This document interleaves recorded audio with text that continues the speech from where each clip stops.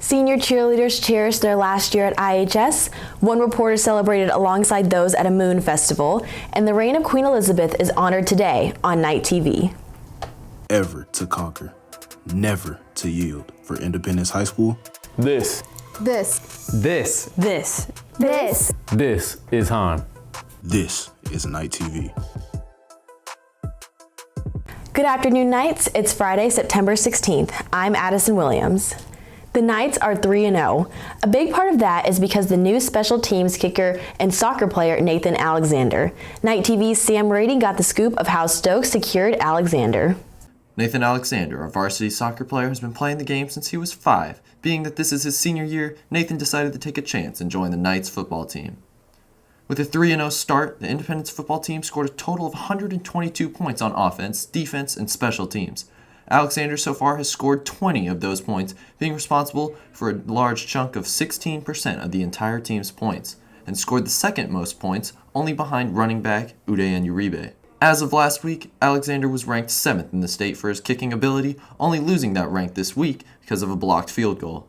As for how he made it on the varsity football team, the story isn't quite the same as many of his other teammates.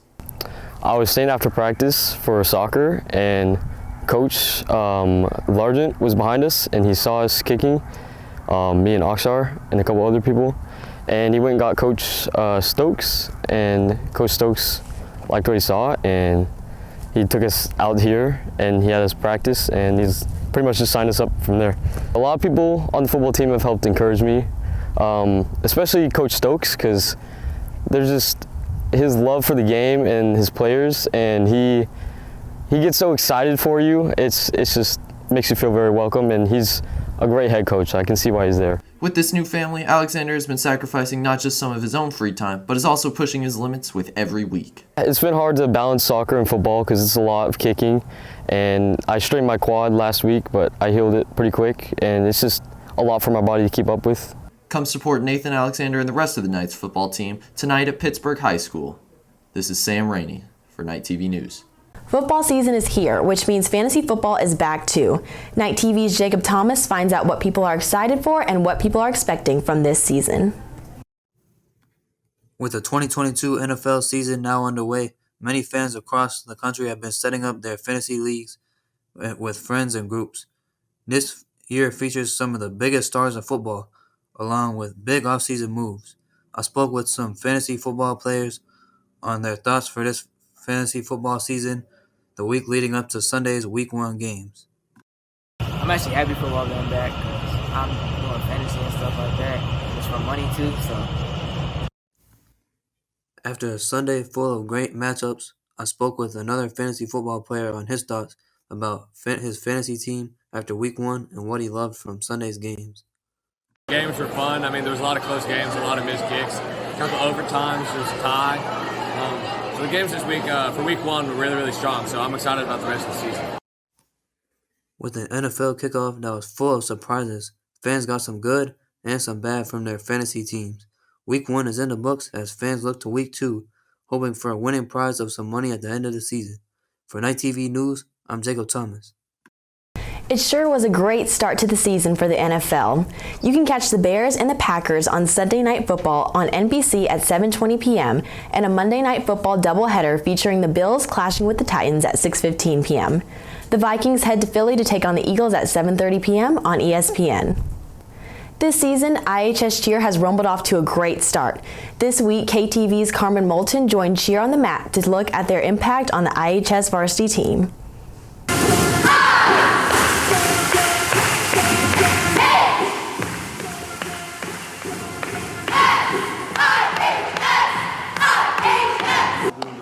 The IHS varsity cheer team is a very hardworking and close team. I talked to captains Claire Stewart and Peyton Stedman. Let's see what they envision for the team this year. IHS Cheer is how I feel most involved in the school, and it's kind of my motivation for getting to school events and being really active like in the entire community. So it's a great way to be a part of the school. When I leave Night Cheer, I hope that I leave a legacy of being a good leader and being a role model for people in the future. And I hope I'm able to show other girls how to lead a team and how to work hard to achieve your goals. To the freshman cheerleaders, I want to tell them to work hard and that this is a very respected program in Frisco ISD and that our school is very well known for having a good cheer team. And I just hope they have as much passion and dedication to continue that legacy once some of us who've been here for a while are gone. I hope that when I leave, I can be a good role model for the girls and that I can do a good job following in Claire's footsteps next year and do a good job leading the team. And I hope that people remember me as a good leader and that I was nice and uplifting and all of that. And I hope that we can just continue to be a great team. I love our Big Sis Little Sis program because it's a great way to bring in the new girls to the team and make them feel welcome. Our Big Sis Little Sis, my little sis is Gwen, she's a freshman, and I hope that I made her feel super welcome and she was really a part of this team this year. One goal I have especially is for UIL to get top 10 again and to get first in district, but honestly, I want to be able to get to the end of the year and be hey man, we did great. For Night TV, I'm Carmen Moulton. You can watch Cheer perform at the next pep rally on Thursday, September 29th. Like many other programs here at IHS, our very own night band has student leaders of their own that play a key part in the band's performances. Night TV's Caroline Bressler has more on the role of a section leader. Section leaders play a vital part in preparing each instrument group, otherwise known as a section, for their various contests and performances. Senior Chloe Verdon details her role as a section leader. I'm the mom of my section. I basically take care of all the clarinets, that's my section, and basically just make sure that they have everything they need to do, have everything they need. Mellophone and French horn leader Easton Kilburn explains more about their role in the band. My job basically is just to help make the band better, whether that's doing sectionals with just my section or doing the whole brass section. I'm basically just in charge of just helping us get better. IHS section leaders are held up to high standards by band director Daniel King. The main job of a section leader is to be a leader by example. We ask them to be the shining stars of the band. Basically, everything they do has to be things that are done the right way so that all the other students can watch them and try to emulate what they're doing. Kilburn says that a section leader is similar to being a step down from the director. Their teaching skills are put to use pretty often. Without a section leader, people wouldn't get better because no one would be able to teach them. Someone has to be able to step up. Section leaders are great models and examples to the rest of the band and play a key role in investing into the upcoming generation of musicians at Independence. We rely on our section leaders a lot for middle school outreach. Right now, all of our middle schoolers come from Nelson, so our section leaders have a whole list of things this year that they do with Nelson students. King is proud of his section leaders and all that they do to aid the band every day.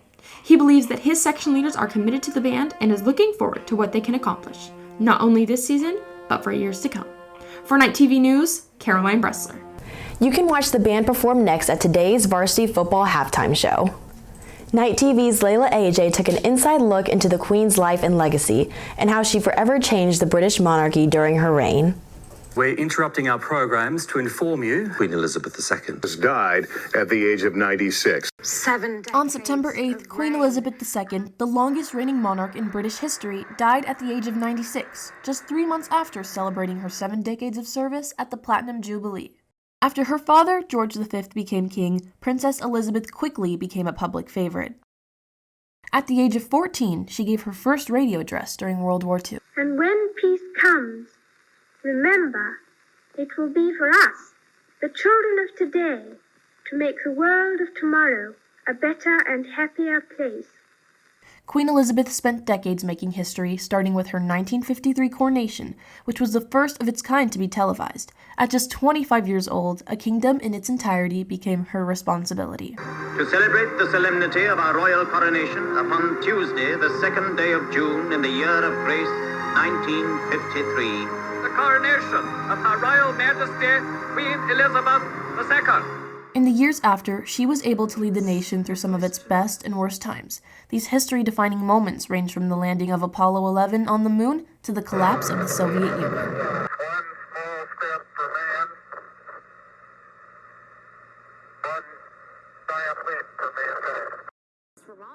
On Wednesday, the Queen's coffin was carried from Buckingham Palace to the Palace of Westminster, her final time passing through London's landmarks in her transfer to the British state. On September 19th, the Queen's funeral will begin in the UK at 11 a.m., taking place at Westminster Abbey, where she married Prince Philip and was crowned Queen 7 decades later. For more than 70 years, Queen Elizabeth redefined the monarchy. Now, that role will fall to her oldest son and heir, Prince Charles. In line to succeed Charles is Prince William, followed by his firstborn son. I cannot lead you into battle. I do not give you laws or administer justice. But I can do something else. I can give you my heart. For Night TV, I'm Layla AJ. To learn more about the Queen's long-standing reign, head to nightpress.org to read The Reign of Queen Elizabeth II by Saisha Agarwal. Throughout the years, women have dominated the law enforcement field, paving the way for future generations of girls wanting to pursue law across the country. Night TV's Cameron Bowen Haroon visited a Women in Law Enforcement event on September 10th, hosted by the Dallas Police Department. Through hard work and dedication, female police officers play a role in keeping Frisco safe. The training is quite difficult, but anybody can, honestly, if you just focus and keep your goals straight, and you can accomplish anything.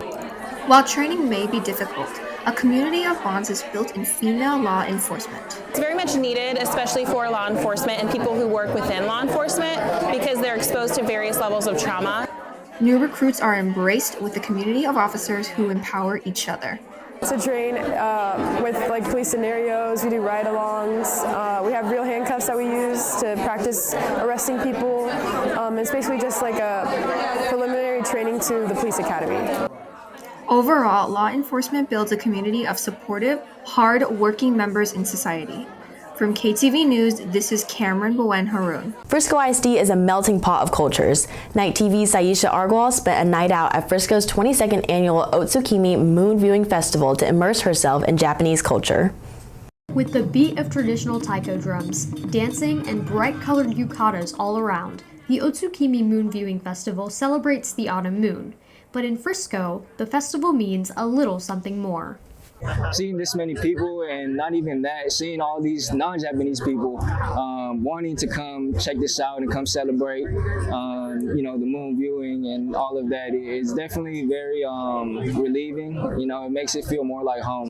The festival celebrates many aspects in Japanese culture, including the Bon Odori group dance. Bon Odori is a dance performed during summertime in Japan. It is a spiritual dance meant to welcome and pay respects to ancestors from the past. This combination of vibrant movement and energy transcends beyond just a dance style. It represents the deep-rooted heritage Japanese culture promotes. The legacy of Otsukimi not only guides Japanese Americans to embrace their heritage, it also exposes attendees to new traditions.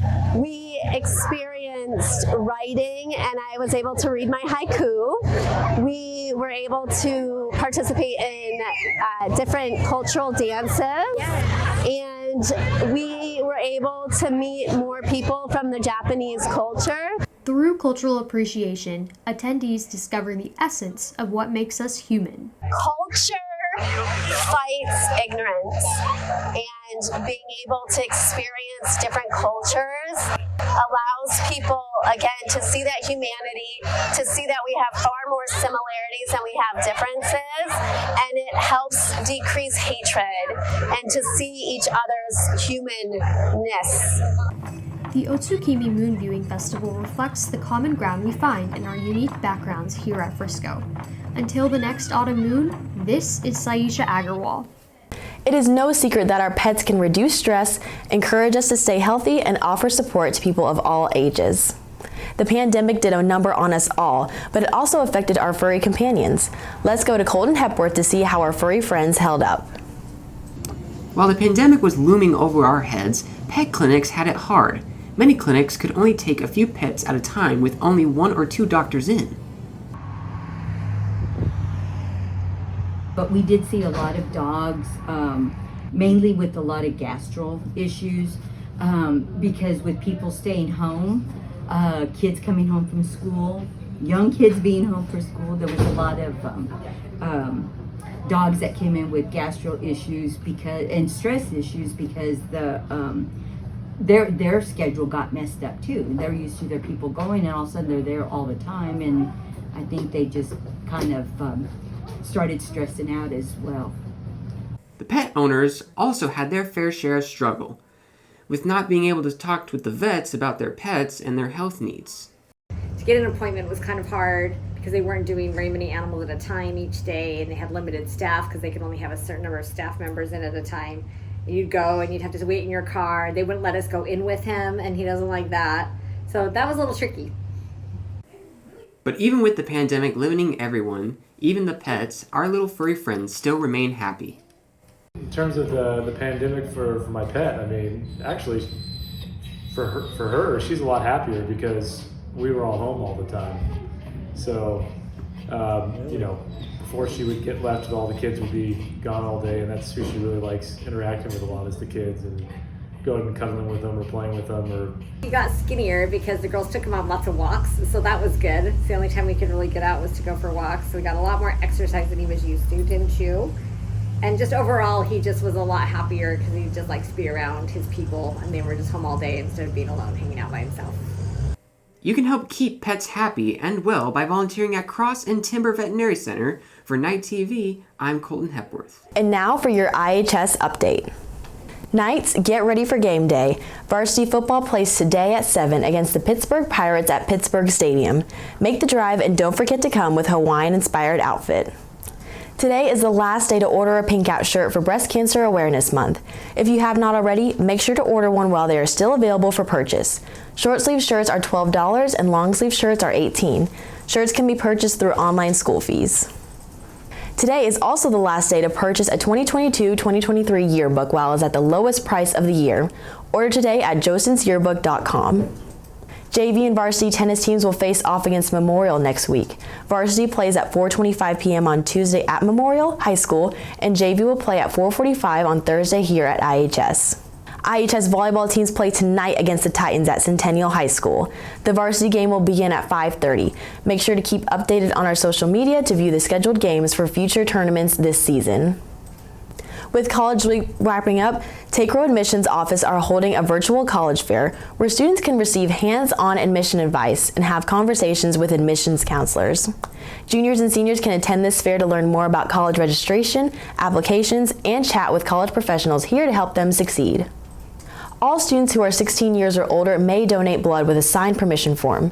The blood drive will be all day September 22nd. Use this QR code to sign up as soon as possible. Homecoming season is coming soon, Knights. Students can begin ordering their mums and garters using the QR code above or visiting the mum shop in person.